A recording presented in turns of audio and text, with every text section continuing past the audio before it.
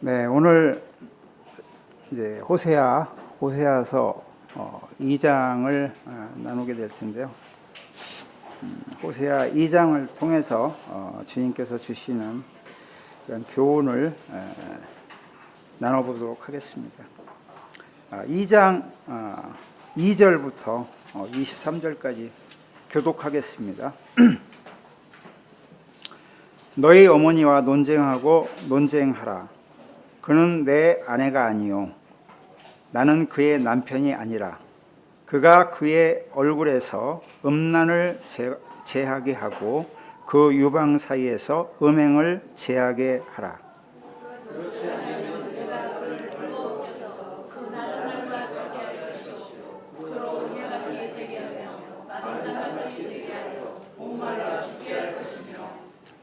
내가 그의 자녀를 긍휼히 여기지 아니하리니 이는 그들이 음란한 자식들임이라.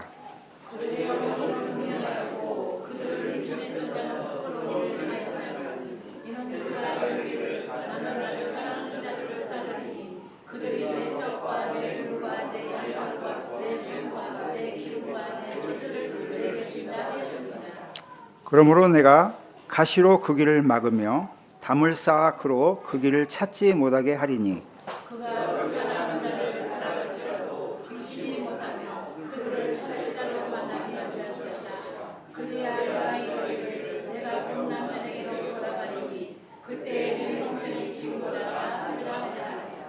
곡식과 새 포도주와 기름은 내가 그에게 주는 것이요 그들이 바알을 위하여 쓴 은과 금도 내가 그들에게 더하여 준 것이오늘 그가 알지 못하도다.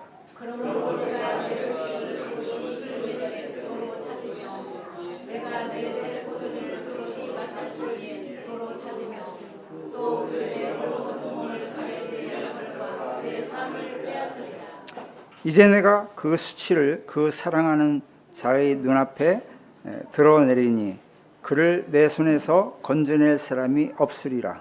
내가 그의 모든 희락과 절기와 얼싸과 음식과 모든 명들을 피하겠고 그가 전에 이르기를 이것은 나를 사랑하는 자들이 내게 준 값이라 하던 그 포도나무와 무화과 나무를 거칠게 하여 수풀이 되게 하며 들짐승에게 먹게 하리라.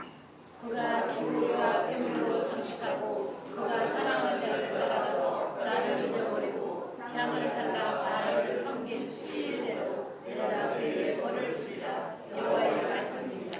그러므로 보라, 내가 그를 타일러 거친 들로 데리고 가서 말로 위로하고 거기서 비로소 그의 포도를 그에게 주고 악을 골짜기로 소망의 문을 삼아버리니 그가 거기서 음배하기를 어렸을 때와 애굽 땅에서 올라오는 날과 같이 하리라. 여호와께서 이르시되 그날에 내가 나를 내 남편이라 일컫고 다시는 내 바알이라 일컫지 아니하리라.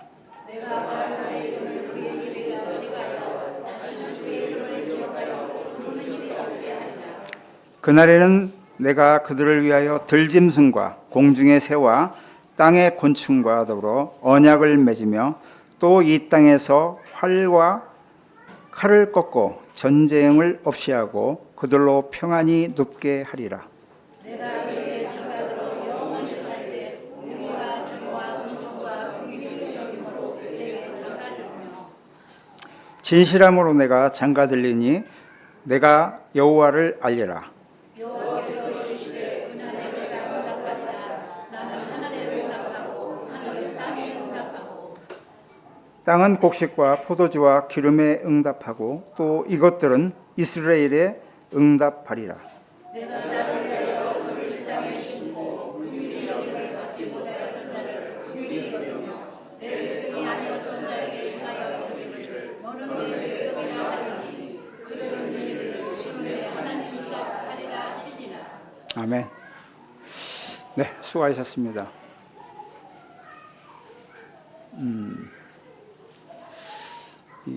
호세아서를 이제 묵상하게 되면서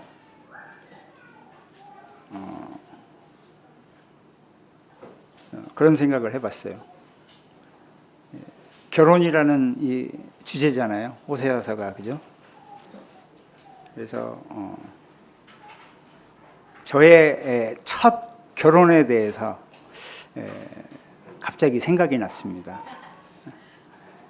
지금으로부터 이제 35년 전에 이제 제가 주님 안에서 이제 가정을 꾸리는 그러한 놀라운 역사가 있었습니다. 근데 사실 이 결혼이라는 것을 전제로 해서 주님 앞에 이제 크게 기도를 한 적이 없었던 것 같아요. 근데 이제 나이는 자꾸 먹는데 부모님은 이제 제가 장가를 가야지 동생들도 차후에 따라서 결혼을 하고 그럴 것인데 뭐 장가 갈 생각을 안 하고 늘 그냥 세상 일에 바쁘게 살아가는 모습이 늘 안타까웠던 것 같아요. 그래서 이제 실질적으로 제가 그 당시에는 좀 멀리서 직장 생활을 했어요. 저 멀리 이제 강릉 쪽에서 이제 직장 생활을 하고 있었을 때입니다. 그 현장에 강릉 7번 국도인데 이제 옥계에서 이제 강동간, 옥계 강동간이라고 그래요. 옥계 아시죠? 강원도 옥계에서 저 이 동해안 그 해안선을 쭉 따라가면 안인이라고 나와요. 안인이라고 우리 심재현 형님 잘 아실 거예요, 그죠? 그 해안선을 쭉 따라가면 거기 이제 확포장 공사를 제가 이제 처음 현장 발령으로 나와가지고 그곳에 이제 직장 생활을 하고 있었습니다.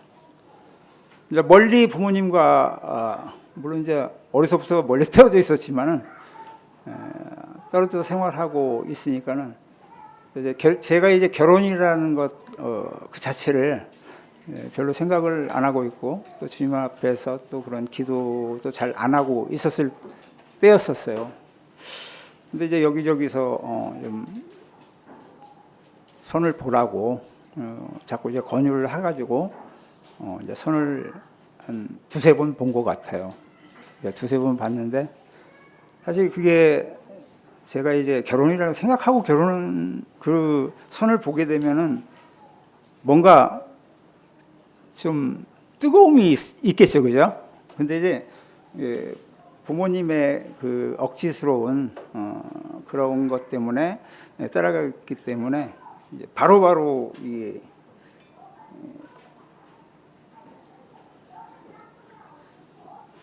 캔슬이 됐던 것 같아요. 제가 이제 마음도 없이 그런 부분들을 생각하고 갔기 때문에 그런 것들이 있지 않았는가 그런 생각을 해봅니다. 이제 그러면서 이제 나도 가정을 꾸려야 될 시기가 됐구나라는 것을 제가 이제 30살이 되면서 이제 슬슬 느끼기 시작했습니다. 근데 이제 어느 날 현장에 갑자기 편지가 왔다는 거예요. 편지가. 이제 그때는 사실 뭐 전화도 잘 통용할 수 있는 그런 시기가 아니었잖아요. 근데 저 현장으로 편지가 왔다 그러니까 이제 놀란 거죠. 이게 편지를 뜯어봤더니 이제 북부교회 청년회 북부교회 그 당시 이제 제가 구원받은 이제 그 모임이 서울 북부교회인데 북부교회 청년들 해갖고 이제 편지가 온 거예요. 그게 쭉 이제 내용을 읽어보니까는 나상수 형님이 어떻게 멀리서 건강하게 잘 직장 생활을 하고 있냐, 뭐 그런 등등 이제 안부 편지가 있었어요. 근데 거기에 뒷부분에 PS 해갖고 모 자매님이 특별히 또 거기에 몇 말씀을 쭉 적어주신 거예요. 그래서 나에 대해서 굉장히 우리 청년들이 관심을 갖고 기도하고 있구나라는 것을 이제 느끼게 된 거죠. 근데 이제 그런 부분들을 이렇게 쭉 보면서 이제 나도 뭔가 내가 이 모임에 대한 그러한 생각과 또 내 삶 속에서 주님 앞에 드리는 그러한 삶과 함께 이제 나도 가정을 꾸려야 되겠다 그런 생각을 하게 됐습니다. 그러면서 이제 그때부터 본격적으로 주님이 합당한 자매를 주시기를 원하는 그런 기도를 했던 것 같아요. 그러면서 이제 제가 1992년 2월 4일입니다. 이제 지금 요 앞에 있는 우리 자매하고 처음 이제 맞대면을 하는 날이었죠. 그건 이제 어떻게 된 경과였냐면 저희 어머니와 이제 저희 장모님이 같은 모임에서 주님을 섬기면서 두 분이서 딱 보니까는 내 며느리감으로 굉장히 좋은 것 같다. 그래서 이제 우리 어머니가 굉장히 욕심을 냈던 것 같아요. 그러면서 이제 우리 장모님은 저를 얼굴을 못 봤으니까 우리 장모님은 굉장히 순수하신 분입니다. 장모님한테 이제 우리 어머니가 이 말로써 녹인 것 같아요. 우리 아들 아주 대단한 아들인데 사위 삼으면 괜찮을 거야 하면서 아주 말로 녹여놓은 것 같아요. 그래서 이제 보지도 않은 그 이제 사위감에 대해서 이제 우리 자매한테 얘기를 했겠죠. 그래서 이제 한번 선을 보는 그런 날짜, D-Day가 바로 1992년 2월 4일이었습니다.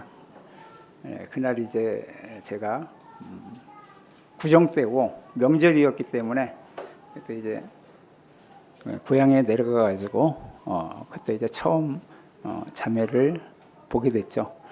근데 사실 그날 이게 생각하기는 저는 이제 어머니하고 같이 나갔고, 근데 이제 우리 자매는 막 그 형제 자매들 대동해서 나왔어요. 그러니까 이제 좀 우쭐했잖아요, 제가. 그죠? 뭐 면접받는 그런 것도 있고 해서 그곳에서 이제 선을 보게 됐습니다. 선을 보고 그러고 난 다음에 제가 사실 명절 며칠 되지 않는 기간이기 때문에 이제 자매한테 며칠 동안 계속 이제 만나기를 권했습니다. 그러면서 제가 이 명절 끝 무렵에 자매에게 이제 고백을 했죠. 우리가 이제 결혼을 전제로 해서 서로 이제 교제를 하길 원한다 했을 때 자매도 흔쾌히 주님 앞에 이제 본인도 하나님의 가정을 꾸리기를 원한다는 그런 확답을 받았다고 이야기를 하더라고요. 그래서 이제 결혼을 전제로 해가지고 한 2, 3개월 서로 아는 시간을 갖고 결혼을 하기로 했습니다. 그러고서 이제 올라왔죠. 이제 올라왔는데 갑자기 이제 그때부터 저희 아버님이 오랜 동안 이제 중풍으로 누워 계셨어요. 누워 계셨는데 이제 아들이 장가를 가게 생겼다라는 그런 이야기를 들으셨을 때는 이제 마음의 안도가 있었나 봐요. 그러면서 이제 그동안에 잘 먹던 음식도 못 먹게 되고, 그러면서 이제 시간이 점점 이제 그 아버지가 돌아가실 그런 운명에 처해 있었던 것 같아요. 그 기간 동안 어머니와 또 아버지를 위해서, 아버지의 구원을 위해서, 그래서 그곳에 이제 여러 형제님들이 다녀오셔서 복음을 전하고 그랬던 것 같아요. 그러면서 이제 결국에는 운명하시기 전에는 하나님을 내가 믿게 됐다라는 그런 고백 가운데 이제 돌아가시게 됐는데, 이제 사실 자매하고 이 결혼을 전제로 교제하면서 이제 서로 간에 알아가자는 그런 저기를 가졌었는데 그러한 시간을 가질 수가 없었던 거죠. 갑자기 이제 아버지가 굉장히 위태롭게 생겼으니까, 그러면 이제 우리 뭐 아는 것은 살면서 아는 걸로 하고 이제 결혼을 준비했으면 좋겠다라고 해가지고 이제 급하게 날짜를 잡게 됐어요. 근데 이제 급하게 날짜를 잡게 되다 보니까 2월 달이 쭉 이렇게 수요일 날 토요일 날을 쭉 따져보니까는 없어요. 근데 딱 보니까 2월 29일이 있는 거예요. 2월 29일은 4년 만에 한 번씩 오는 2월 29일이잖아요. 예. 근데 그날밖에 없는 게, 안 그러면 이제 3월 달로 넘어가야 되는데, 아버지가 3월 달까지는 더 못 기다려 주실 것 같다라고요. 그래가지고 이제 어쩔 수 없이, 우리가 원하지 않았던 날짜였지만 그래도 이건 주님의 뜻인 것 같다 해서 6월 29일로 결혼 날짜를 잡게 됐습니다. 그러니까 이거 어때요? 제가 뭐 만난 지 며칠 만에 지금 결혼을 하는 거예요. 25일 만에 결혼하는 거죠. 근데 실질적으로 저보다 딱 2달 전에 결혼한 이 사촌 형이 하나 있어요. 제가 그랬거든요. 야, 결혼 빨리 하네. 30일 만에 했거든요. 30일 만에. 근데 저는 25일 만에 했잖아요. 그러니까 더 놀라운 거지. 이제 그래서 이제 초석으로 결혼 날짜를 잡으면서 이제 모든 것이 바빠졌습니다. 자매는 이제 밑에서 혼자서 결혼 준비를 다 했던 것 같아요. 제가 이제 오르락내락 할 수 있는 그런 입장이 아니었기 때문에 준비를 했고, 저는 이제 서울에서 살림살이를 해야 되니까는 이제 일단 남자는 살 집을 구해야 되잖아요. 집을 구하려고 딱 보니까는 사실 뭐 제가 이게 제가 아는 동네 외에는 사실 어느 동네를 알 수 있는 건 아니었거든요. 근데 제가 이제 그때 마침 이제 서울로 발령이 나서 오리동에서 이제 근무를 하게 됐어요. 그래서 이제 오리동에서 가장 가까운 곳에 이제 살림살이를 찾으려고 생각해 보니까 그때 이제 서울의 작은어머니께서 조금 그런 분야에 박식하셨습니다. 오랫동안 이제 집을 지으시고 막 하는 그런 일들을 하셔가지고 이제 서울 근교의 집들이 어디가 좀 비싸고 어디가 싸고 뭐 그런 부분들을 조금 아시는 것 같았어요. 그러면서 저한테 전화 와가지고, 상수라, 어디다가 신혼집을 차리고 싶니? 그러니까 일단 이게 중요하잖아요. 이게, 그죠? 이게 있으면 뭐 어디든 갈 수 있는 거잖아요. 그런데 그게 사실 한정돼 있었어요. 그게 따져보니까는 내가 갖고 있는 그 금액을 갈 수 있는 곳이, 그럼 네가 그쪽으로 갈 수 있는 건 광명시밖에 없다. 생판 알지도 못하는 이제 광명시를 오게 됐습니다. 그래서 이제 광명시를 하루 종일 작은어머님과 이제 돌아다닌 거예요. 복덕방을. 이제 저에 알맞는 그 금액을. 근데 딱 좋은 집이 하나 있었어요. 이제 딱 아파트였는데, 우리가 신혼살림하기도 좋았고, 또 집주인이 또 외국에 나가서 살았기 때문에 뭐 오랫동안 거주할 수 있는 그런 여건이었고, 근데 이제 돈이 부족한 거예요. 근데 이제 그때 이제 머리가 좀 튀어서 은행에 용자를 쓸 수 있는 그런 계획도 알고 그랬으면 모르는데, 그냥 달랑 내가 갖고 있는 그 돈만 소비해가지고 이제 전셋집을 알려고 하니까는 내가 갖고 있는 돈 이상으로는 생각할 수가 없었던 거예요. 그래서 이제 그 집을 포기를 하고 이제 찾다 도저히 여기는 없나 보다. 그러면 작은어머니, 내 사무실이 있는 오리동이 더 가까울 것 같습니다. 오리동으로 갔으면 좋겠습니다. 근데 그때 당시에 이 오리동이 굉장히 이 물이 침범하는 그러한 잦은 구역이었어요.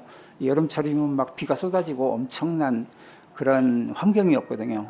왜냐하면 이제 주변에 이제 배수변보장도 잘 없었고, 또 늘 여름철 장마 때면은 양양천이 범람하고 그랬기 때문에 그 침수 지역이었어요. 유명한 침수 지역. 근데 이제 오리동으로 또 뭐 내가 가지고 있는 돈을 전세로 갈 수 있는 그런 입장은 안 됐어요. 이제 그래서 투덜투덜 이제 작은어머님과 늦은 점심을 먹고 이제 개봉역 쪽으로 한번 가봤어요. 개봉역 쪽에 이제 부동산을 딱 가니까 거기서 당신한테 딱 맞는 집이 있대요. 그 금액에. 어디냐고 했더니 광명시였어요. 그래서 다시 이제 광명시로 오게 된 거죠. 근데 이제 그 전에 이제 자매가 한 얘기가 자기는 뭐 학구방에도 좋으니 이 안방이 볕이 잘 드는 방이었으면 좋겠다. 근데 이제 내가 가진 금액으로는 사실 이 지상을 얻기는 좀 힘들었습니다. 반지하 방을 얻을 수밖에 없어요. 그럼 반지하에서 그래도 빛이 날 수 있는 곳, 그 어디겠어요? 이 산에 좀 언덕진데, 그죠? 그런 데겠죠. 근데 딱 그 알맞은 곳을 주님이 주신 것 같아요. 안방은 기가 막혀 햇빛이 막 찬란해요. 하루 종일 빛이 들어옵니다. 건너방은 전혀 빛이 안 들어요. 네, 그러한 집이었는데 그래도 저희 부부가 아주 알맞게 살 수 있는 그러한 집을 주신 것 같아요. 그래서 딱 계약을 하고 자매한테 전화했죠. 오르내리기는 좀 힘든데 운동은 될 것 같고, 그렇지만 자매가 원하는 안방만큼은 확실하게 빛이 든다. 그런 집을 이제 얻었던 것 같아요. 그래서 이제 제가 그 집을 계약하고 뭐 잔금을 치르고 또 그곳을 저기 하는 거 그런 부분들을 서울에 계신 작은 어머님이 다 전담해서 해주셨던 것 같아요. 그래서 이제 그곳에 가정을 꾸리고 지금까지 주님의 은혜 가운데 살아왔던 것 같습니다. 이 호세아서를 묵상하면서 갑자기 저의 결혼에 대한 그런 시절들이 생각나서 잠시 간증을 했습니다. 그럼 이제 본문 호세아서 2장을 통해서 주님이 주시는 교훈을 받기를 원합니다. 오늘 주제는 2장 14절에 나와 있듯이 거친 들로 내가 너희를 인도하여 내리라는 거친 들로 인도하시는 하나님이라는 주제를 가지고 2장에 주시는 교훈을 보도록 하겠습니다. 이제 주름 다 깨셨죠? 네, 2장 2절 보겠습니다. 너희 어머니와 논쟁하라. 그는 내 아내가 아니요 나는 그의 남편이 아니라. 그가 그의 얼굴에서 음란을 제하게 하고 그 유방사의 음행을 제하라. 그렇지 아니하면 내가 그를 벌거벗겨서 나던 날과 같게 할 것이요 그로 광야와 같이 되게 하며 마른 땅이 되게 하여 목말라 죽게 할 것이며 내가 그의 자녀를 긍휼히 여기지 아니하리라. 이는 그들이 음란한 자식들임이라. 1장에서 하나님께서 호세아에게 음란한 여인 고멜과 결혼하라고 명령합니다. 그러면서 또 음란한 자녀를 낳으라고 하죠. 그래서 첫째 이스라엘, 그 다음에 둘째 로루하마, 또 셋째 아들 로암미, 이 세 자녀를 낳습니다. 이스라엘은 말 그대로 내가 너희들을 흩어버리겠다라는 그러한 속뜻이 있고, 로루하마는 너희를 다시는 긍휼히 여기지 않겠다라고 이야기를 하였습니다. 그리고 셋째 로암미를 통해서 너희는 내 백성이 아니다라고 이야기를 했습니다. 그런데 하나님께서는 절체절명한 이런 심판 가운데서도 항상 하나님의 회복 가운데 함께 하시는 것을 원했어요. 그래서 이제 지난장에 보면은 그런 엄중함 속에서도 하나님께서는 너희들을 다시 무수히 많은 셀 수 없는 그러한 무리들 가운데 축복하는 하나님의 자녀가 될 것이다 라고 또 후반절에 이야기를 하면서 2장 1절에 너희 형제는 암미, 너희 자매에게는 루하마라, 이렇게 하나님께서는 또 회복의 말씀을 하고 계십니다. 본문 2장도 동일하게 심판과 이 회복의 과정에 말씀을 하고 있는데 2절에 보면 너희 어머니와 논쟁하고 논쟁하라 이야기를 하고 있습니다. 느닷없이 왜 논쟁을 하라고 하는 것일까요? 그것은 여기에 나오는 너희의 어머니라는 것은 하나님께서 이 호세아에게 이제 고멜의 직설적인 표현도 있지만 영적인 의미로는 이 어머니라는 건 이스라엘을 이야기를 하고 있거든요. 이스라엘은 하나님과 혼인한 그러한 백성들이잖아요. 그죠? 그러한 백성들을 너희 이스라엘 백성들이 네 애미를 법정에 세워서 고발을 하라. 그러한 의미입니다. 그것은 무엇입니까? 바로 너희 이스라엘이 나 하나님을 배반하고 그 땅의 토착신인 우상인 이 바알신을 섬기는 그러한 폐단을 하나님께서 지적하시는 그런 부분을 보게 됩니다. 그렇기 때문에 네 애미가 그 음란한 행위를 하는 것에 대해서 니들은 법정에 고발을 해라 라고 하나님께서는 말씀을 하고 계시죠. 그러면서 3절에 그렇지 아니하면 내가 그들을 벌게 벗겨 그 나덧날과 같이 할 것이요 그로 광야가 되게 하며 마른 땅과 같이 하여 목말라 죽게 하리라. 이게 어마어마한 이 하나님의 분노를 우리가 보게 됩니다. 사람이 배신을 당하면은 어떤 마음이겠어요? 혹시 우리 성도님들 가운데 삶 가운데 가까운 사람들에게 배신 당한 적 있으신 분들 있으신가요? 없나요? 주님의 은혜 가운데 늘 풍성한 삶을 살고 계시는 우리 성도님들인 것 같습니다. 그럼 이제 세상 가운데는 이러한 일들이 많이 있죠. 내가 믿었던 친구였는데 그 친구로부터 배신을 당했을 때 그 마음이 어떻겠어요? 막 피가 거꾸로 솟고 울분을 참기가 힘들 거예요. 그만큼 이제 배신이라는 것은 참 사람에게 감당할 수 없는 그러한 마음인 것 같습니다. 바로 여호와 하나님께서도 이스라엘에게 참을 수 없는 굴욕적인 그러한 배신감을 느낀 것입니다. 그렇기 때문에 너희 자녀들이 네 애미를 법정에 세워 고발하라고 하나님께서 이야기를 합니다. 그래서 그 죄악을 낱낱이 회개를 하라. 그렇지 않으면 어떻게 하랴? 니들 빨가벗겨 가지고 나던 날과 같이 할 것이요 또 그들이 마른 땅이 되어 목말라 죽게 할 것이라.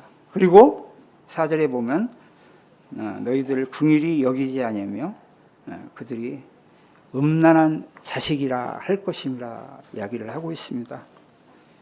그만큼 하나님께서는 자기가 내 백성이라고 택했던 이스라엘이 애굽에서 나와서 주님과 함께 광야 40년을 동행하면서 하나님의 그 어떠하심을 스스로 느끼던 그러한 백성들이었는데 하나님께서 이제 그들에게 약속하신 그 가나안 땅을 주고 또 그곳에서 정착하는 이 이스라엘이 이제 하나님은 온데간데 없고 그곳에 뭐 여러 가지 다신들이 있는데 그 중에 이 풍요의 신인 바알 신을 섬기며 살아가는 모습을 볼 때 참 하나님은 한탄을 멈추지 못했던 것을 보게 됩니다. 그러면서 이제 하나님께서 그 부분들을 낱낱이 이야기하고 있습니다. 5절에 보면 그들의 어머니는 음행하였고 그들을 임신해 했던 자는 부끄러운 일을 행하였으니 이는 그가 이르기를 나는 나를 사랑하는 자를 따르리니 그들이 내 떡과 내 물과 내 양털과 내 삶과 내 기름과 내 술틀을 내게 준다 하였습니다. 5절에 보면은 니에미의 그 음행에 대한 그러한 구절들이 낱낱이 지금 파헤쳐지고 있죠. 그것은 뭐냐면은 여기에 중반절에 보면 나는 나를 사랑하는 자들을 따르리라 했습니다. 이 니에미가 나를 사랑하는 자를 따르리라. 그가 누군가요? 그가 바로 바알신이었던 거예요. 바알신이 모든 것을 자기에게 사랑으로서 해줬다는 거예요. 바알신이 바로 떡과 물과 내 양털과 내 삶과 내 기름과 내 술틀로 그런 것들을 모두 나에게 공급을 해줬다고 이야기를 하는 것입니다. 하나님이 참 보시기에 얼마나 참으로 황당한 일이겠어요. 이거 먹는 것도 그렇고 입는 것도 그렇고 네가 사는 모든 축복이 다 바알신이 준다. 그렇게 믿고 있는 거예요. 그러니까 하나님이 얼마나 참 억울하겠습니까? 그러면서 이제 8절에 보면은 곡식과 새 포도주와 기름은 내가 그에게 준 것이요 그들이 바알을 위하여 쓴 은과 금도 내가 그들에게 더하여 준 것이거늘 그가 알지 못하는도다. 하나님께서는 이스라엘 백성을 애굽에서 출애굽하고 그들이 가나안 땅에 입성하기 전에 모세를 통해서 그들에게 이 모든 것들, 곡식과 새 포도주와 기름과 이런 것들을 다 공급해 주신다고 이미 말씀을 하셨던 것을 보게 돼요. 신명기 7장을 잠깐 보도록 하겠습니다.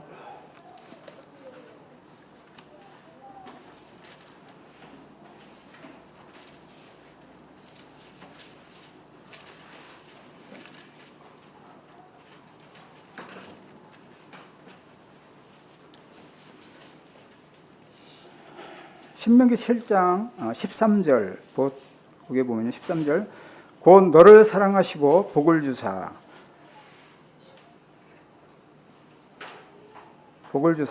너를 번성하게 하시되 내가 주리라고 내 조상들에게 맹세하신 땅에서 내 소생에게 은혜를 베푸시며 내 토지 소산과 곡식과 포도주와 기름을 풍성하게 하시고 내 소와 양을 번식하게 하리라 라고 여기에 보면 네 조상들에게 이미 곡식과 그죠? 포도주와 기름을 풍성하게 넘치게 너희들에게 주겠다고 이미 모세를 통해서 약속을 하셨거든요.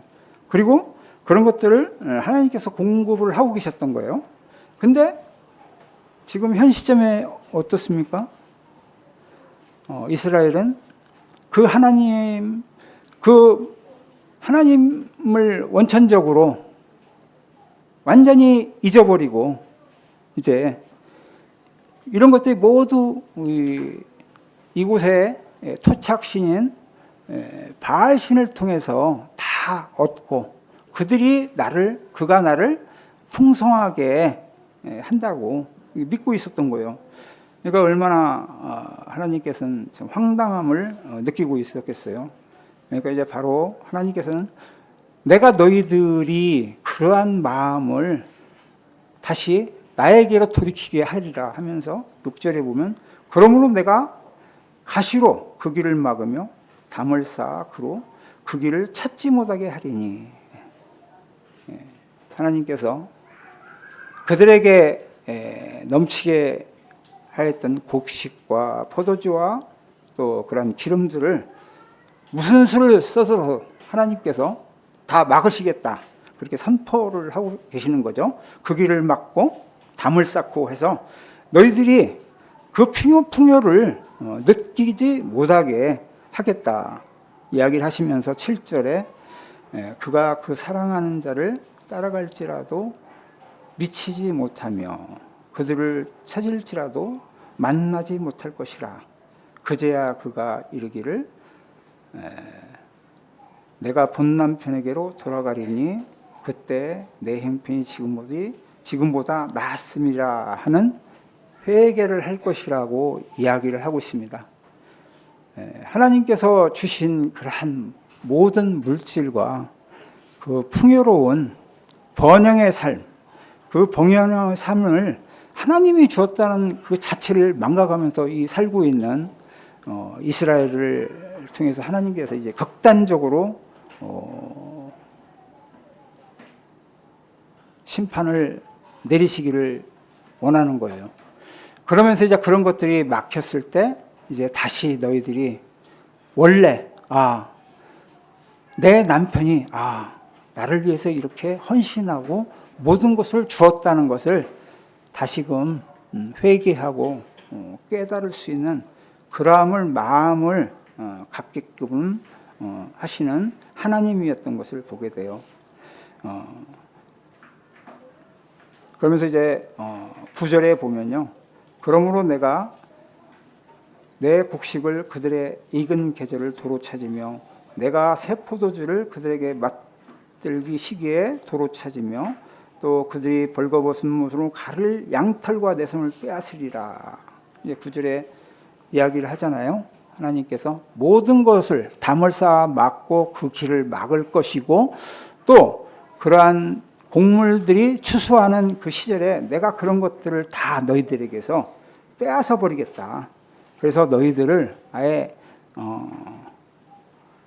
말려 죽이겠다라는 그런 선포를 하십니다. 10절에 보면 이제 내가 그 수치를 그 사랑하는 자의 눈앞에서 드러내리니 그를 내 손에서 건져낼 사람이 없으리라.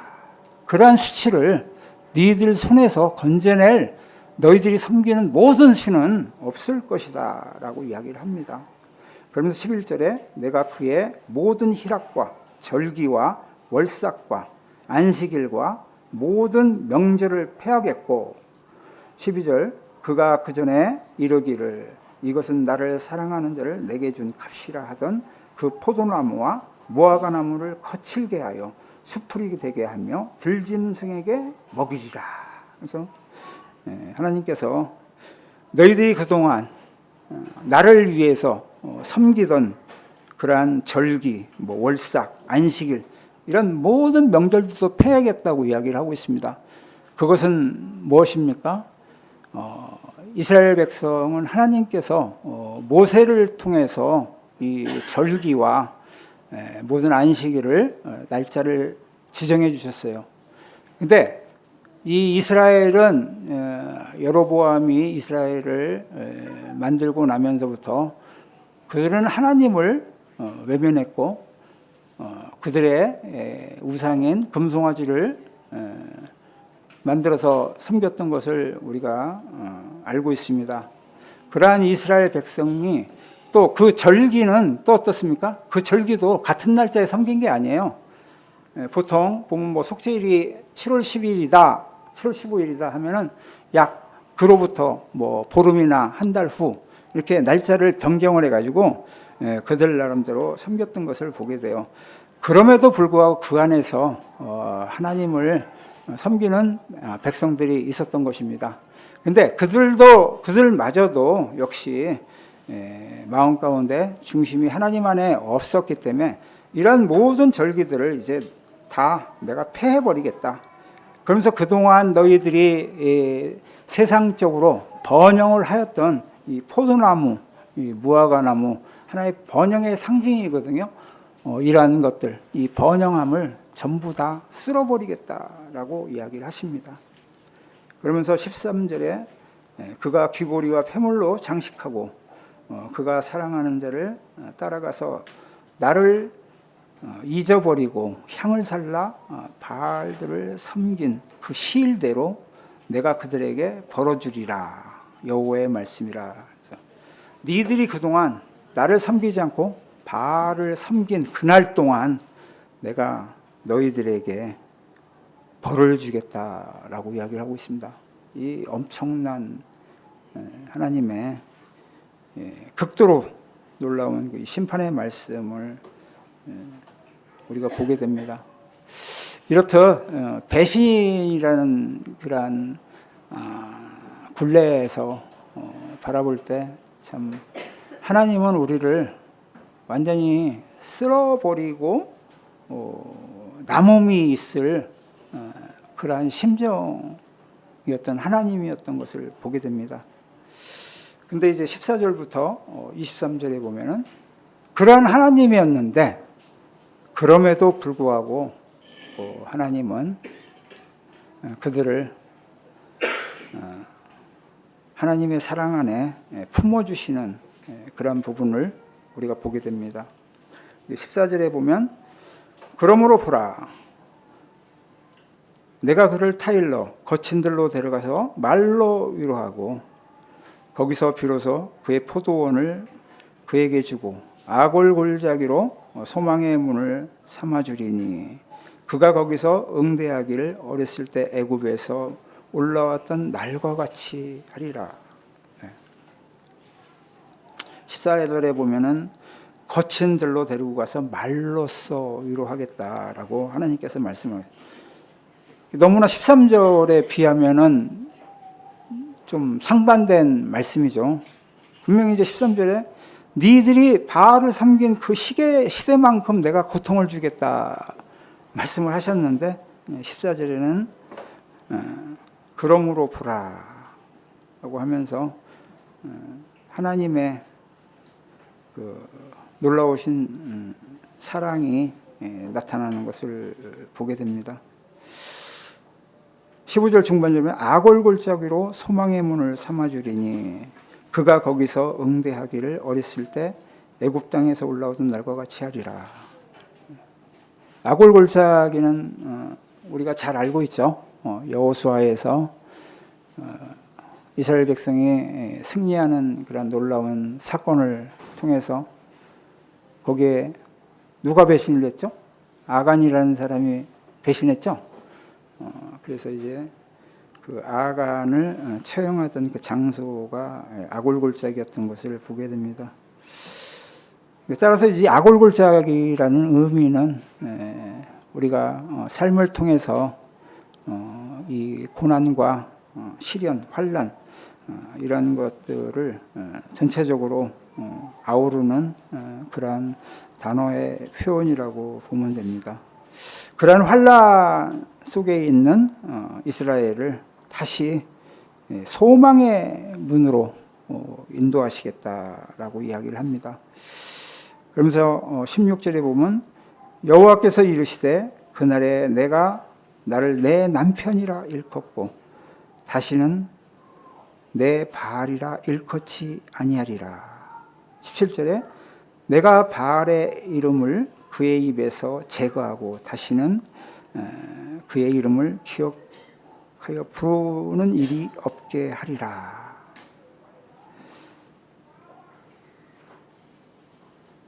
이렇게 보면은 우리 이 당시에 이스라엘이 바알 숭배에 너무 넘치고 그곳에 모든 것들이 올인되어 있던 것 같아요. 모든 것이 바알이 다 해줬다라는 그런 생각들을 하게 되죠. 물론 이제 오늘날 우리나라를 봤을 때도 많은 다신들이 있습니다. 쉽게는 장독대에다가 정한술 떠놓고 비나이다 하는 그런 토속적인 신앙도 있고 또 대표적인 우상을 섬기는 또 불교가 있죠. 우리의 그 아름다운 산자락 좋은 장소에는 거기에는 여지없이 사찰들이 들어서 있는 거 아시잖아요, 그죠? 그리고 또 4월 초파일에는 또 불교를 믿는다는 그 우상을 섬기는 자들은 또 그날에 또 여지없이 절을 찾습니다. 또 이날에 또 아주 유명한 절들이 있다고 해요. 그 절들은 늘 문전성시한다고 합니다. 뭐 사업적인 일이나 또 우리 학생들이 이제 학업을 하는 데 있어서 어려운, 또 그들이 좋은 학교 가기를 위해서 뭐 기도를 하는 그러한 사찰들이 많음을 보게 됩니다. 이렇듯 우리 속에서도 이러한 바알들이 많은 것을 보게 돼요. 그러면 이제 우리 성도들에게는 어떠한 바알이 있을까요? 우리가 믿는 그리스도 안에서 그것은 바로 이 세상이 주는 풍요가 뭐예요? 돈이죠, 돈. 돈. 우리가 돈을 참 사랑하지 않아야 된다 라고 하지만 또 이 땅에서 우리가 삶을 통해서 필요로 하는 것이 이 돈입니다. 돈이 없으면 어디 가서 행세를 할 수가 없어요. 그렇지만 우리가 그 돈을 위해서, 그 돈의 필요를 위해서 그 버는 것은 당연히 해야 됩니다. 왜냐하면 하나님께서 우리가 이 땅에 내어 보냈을 때 분명하게 얘기했어요. 남자는 너희들이 땀을 흘려야 먹고 살 것이라고 분명히 말씀을 하고 계셨습니다. 그렇듯이 우리는 땀을 흘려야만이 이 세상에서 살 수가 있었어요. 그 땀을 필요로 했기 때문에 그 땀을 위해서 우리는 돈을 벌어야 되는 건 사실입니다. 근데 이 돈을 통해서 무엇인가를 이제 다 해야 되겠다는 그런 마음은 그건 잘못된 마음이죠. 그런 모든 것들이 어찌 보면 다 하나님께서 우리들에게 정해놨다고 생각이 되는 것 같아요. 우리는 젊은 날에 참 그 돈을 벌기 위해서 갖은 노력들을 많이 합니다. 또 우리 모 형제님은 나 참 돈 많이 벌고 싶다라고 하는 그런 형제님도 있어요. 그건 뭘까요? 내가 물론 풍요롭게 살고 싶은 그런 마음도 있겠죠. 근데 이제 그 마음에는 주님 앞에서 또 베풀고 싶은 그런 마음도 있기 때문에 돈을 많이 벌고 싶다라는 그런 마음이 있을 겁니다. 근데 이제 제가 많은 인생은 살지 않았지만 그동안 이제 세상에 필요로 하는 그러한 시간은 이제 저에게도 저물어 가는 것 같아요. 그러면서 이제 제가 느끼는 거는 참 우리가 하나님께서 너에게 필요한 만큼 주신다고 약속을 했는데 왜 나는 인생 가운데서 그 필요를 주님을 믿지 못하고 내가 그 필요를 찾고 또 그것을 위해서 참 노력했던 그런 시간들을 바라볼 때 참 그러한 시간들이 너무나 참 허망한 시간이었다라는 그런 생각을 저에게 생각하게 해주심을 보게 됩니다. 그래서 우리 저보다 우리 젊은 형제님들은 주님께서 이미 우리에게 각자에게 그 필요한 복을 이미 내려주셨다는 것을 믿음으로써 바라보면서 살아갈 필요가 있을 것 같아요. 보이지 않는 그런 우상을 향해서 나아가기보다는 나에게 주어진 주님 안에서의 그 삶이 어떠한 삶인가를 주님 앞에 묵상하면서 그 길을 향해서 나가는 것이 우리 그리스도 안에 옳은 삶이라고 좀 생각을 해보게 됩니다. 자, 그러한 모든 것들이 하나님 안에서 회복됐을 때 하나님께서는 18절에 그날에는 내가 그들을 위하여 들짐승과 공중의 새와 땅의 곤충과 더불어 언약을 맺으며 또 이 땅에서 활과 칼을 꺾고 전쟁을 없이 하고 그들로 평안히 눕게 하리라. 이 날이 분명하게 우리 그리스도인들에게는 옵니다. 물론 우리가 이 날을 속단할 수는 없지만은 주님께서는 훗날에 이렇게 우리와 함께 그날을 바라보며 소명하며 살기를 원하고 있는 것을 보게 돼요. 이 동시대의 이사야 선지자도 이사야서에 보면은 동일하게 이야기를 하고 있습니다. 거기 보면 이사야 11장 6절 9절에서 보면요, 그때 이리와 어린 양과 함께 살며 포범이 어린 염소와 함께 누우며 송아지와 어린 사자와 살찐 짐승이 함께 있어 어린아이에게 끌리며 암소와 곰이 함께 먹으며 그것들이 새끼가 함께 엎드리고 사자가 소처럼 풀을 뜯어먹을 것이며 젖먹이는 자가 독사의 구멍에 장난하고 젖된 어린아이가 독사의 불에 손을 넣을 것이라. 내 거룩한 산 모든 것과 해됨이 없고 상함도 없을 것이니 이는 물이 바다를 덮은 같이 여호와를 아는 지식이 세상에 충만할 것이라.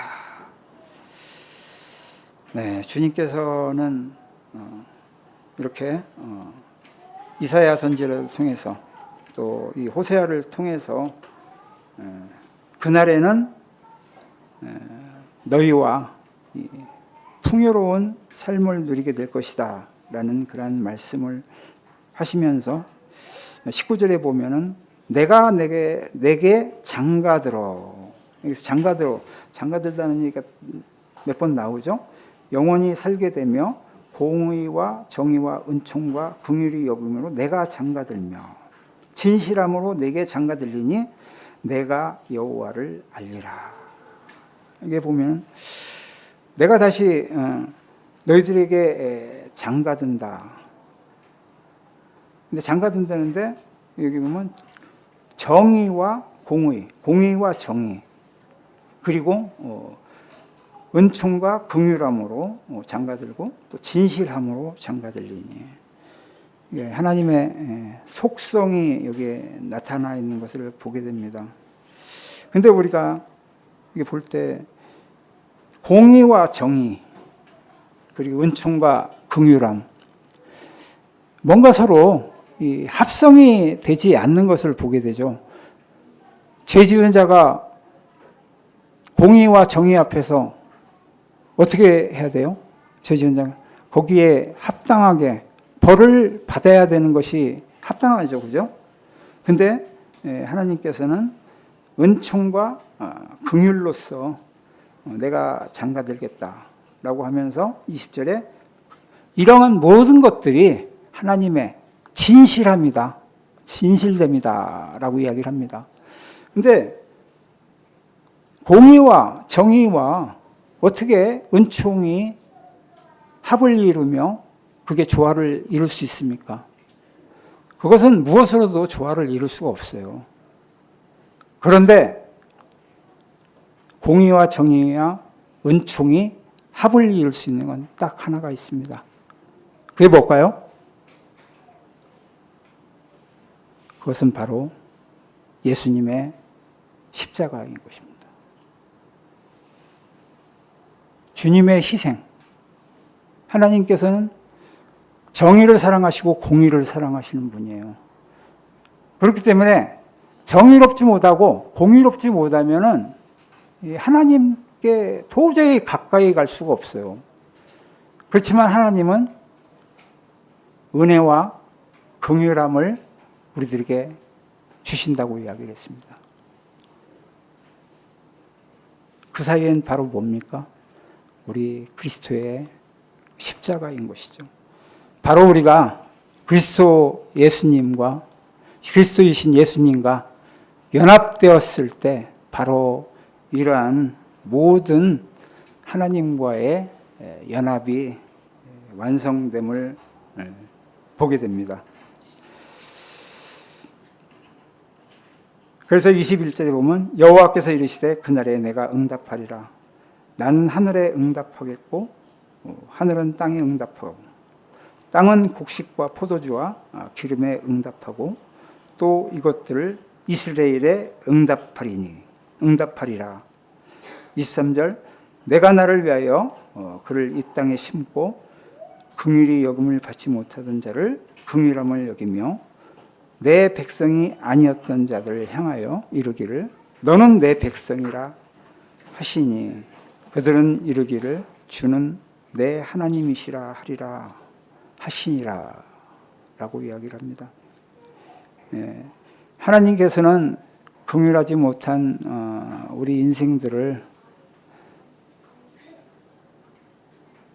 사실 단번에 쳐버릴 수 있고 단번에 없이 할 수 있는 그러한 하나님이시지만 그 하나님은 결코 그러한 누를 범하지 않으시며 끝까지 인내하시고 끝까지 자신이 창조하신 하나님께 다시 돌아오기를 늘 기원하시는 주님인 것을 우리가 바라보게 됩니다.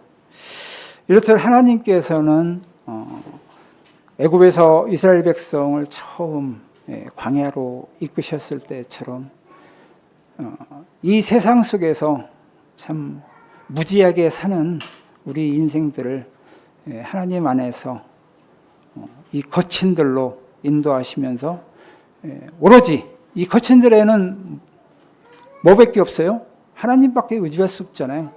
그 하나님을 의지하며 하나님께서 매일 주시는 그 양식인 만나 메추라기를 먹으면서 우리가 하나님의 그 은혜를 늘 생각하며 하나님을 따르는 그런 삶을 살기를 원하는 하나님인 것을 우리가 보게 됩니다. 그러면서 이 호세아서 2장을 통해서 이 음란한 이스라엘을 향해서 회개하기를 원했고 그 네 애미가 음란을 행하는 그 상황을 네 자식들이 고발해 주기를 원하고 또 그것을 통해서 잊었던 하나님을 다시 통회하는 마음으로 돌아서기를 원하시는 하나님인 것을 좀 보게 될 때 하나님께서는 이 어려운 지경의 상황에서도 늘 우리들을 생각하시며 우리들을 광야 같은 들로 인도하시는 하나님이라는 것을 다시금 생각하게 해주십니다. 성도님들, 참 우리 삶 속에서 참 늘 보면은 팍팍하고 또 어려운 난제들이 많습니다. 그러나 그러한 난제들을 우리가 이 짧은 머리로 해결하려고 하지 말고 늘 그런 것들 하나님께 의뢰하고 그런 맡기는 삶을 살아가는 우리 성도님들이 되었으면 좋겠습니다. 그리고 우리가 하루의 삶을 참 시작하면서 쉽지는 않지만 주님 앞에 모든 것을 내려놓는 그러한 삶이 되시길 바랍니다. 그러한 삶이 되었을 때 그날의 희노애락은 다 하나님께서 하신 것이라는 것을 믿을 수가 있는 거예요. 하나님께 내려놓지 않고 모든 것을 내 스스로 행했을 때는 다 그 모든 것들이 내가 다 했다고 생각이 되는 거거든요. 그렇기 때문에 우리가 이 땅에서 살면서 우리의 삶을 우리가 부여잡지 않고 그 무거운 짐들을 하나님께 맡기는 그런 삶이 되었으면 좋겠습니다. 그러므로 우리가 그 하나님의 영광을 드러낼 수 있는 그리스도 안에 자녀의 신분으로 올바로 서는 삶이 되지 않을까 싶습니다. 이게 오늘 2장을 통해서 호세아는 강력히 이스라엘 참 백성들에게 외칩니다. 너희들은 바알에서 돌아서서 하나님을 다시 바라보라. 바알을 돋았던 그 삶을 모든 것을 회개하고 하나님께 돌아오라고 하고 있습니다. 우리에게 주시는 이 하나님의 은혜는 참 너무나 놀라운 것을 우리는 늘 체험하면서 그렇게 사는 그런 성도들이 되었으면 좋겠어요. 그래서 하나님과 함께 그 사는 삶이 바로 하나님께 내어주는 것이거든요. 그렇기 때문에 하나님께 드리는 것도 기쁨이 되거든요. 항상 그렇지 않을 때는 내가 모든 것을 취하고 내가 가졌다고 했을 때는 하나님께 드리기가 참 거북하고 민망해요. 내가 벌었는데 내가 왜 이거 하나님한테 드려야 돼? 라는 그런 생각이 가질 수밖에 없습니다. 우린 동일한 생명체거든요. 그렇지만 모든 것이 하나님이 주셨고 하나님이 이끄신다고 했을 때는 하나님 앞에 드리는 것에 대해서 우리는 항상 즐거움이 있고 기쁨이 있는 것을 보게 됩니다. 우리 성도님들도 늘 하나님을 묵상하면서 하나님과 동행하는 그러한 삶 속에서 또 이번 한 주도 승리하는 그런 삶이 되길 바라겠습니다. 이것으로서 말씀을 마치도록 하겠습니다.